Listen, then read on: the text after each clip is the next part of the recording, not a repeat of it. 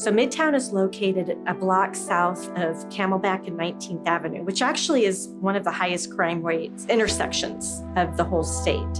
And so it kind of tells you about our area. Our area is very transient.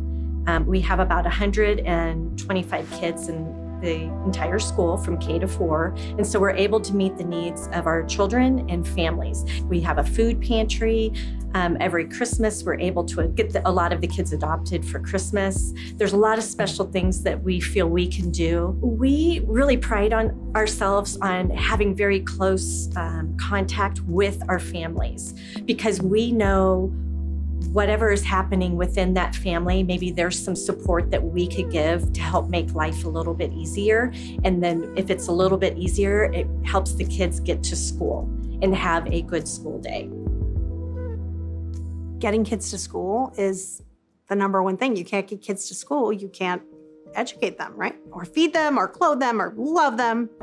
So for the most part, that's where this idea came from. It's just our passion to get kids to school.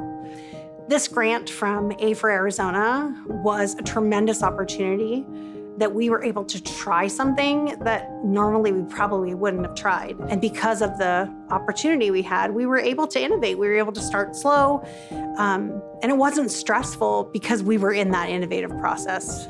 So the walking school bus is 2 very trusted adults that work at the school.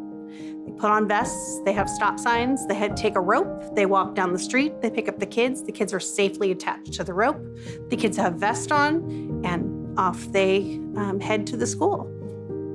The walking school bus, we have string to make sure you hang on because you have to and look for cars. That way you don't get ran over or lost, or that way you don't push anybody so they tell the teacher that you pushed them. So what we do is before we leave, we'll message the group and say oh, we're leaving at this time, or we're leaving right now. We'll be there by 7:30 because that was what our time was. We wanted to be there by 7:30. Once all the kids that we knew were coming were there, then we'd say, all the kids are here, picked up. We're heading to the school now.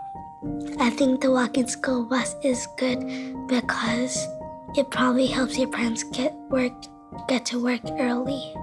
Our kids come from the neighborhood. They're living very, very close.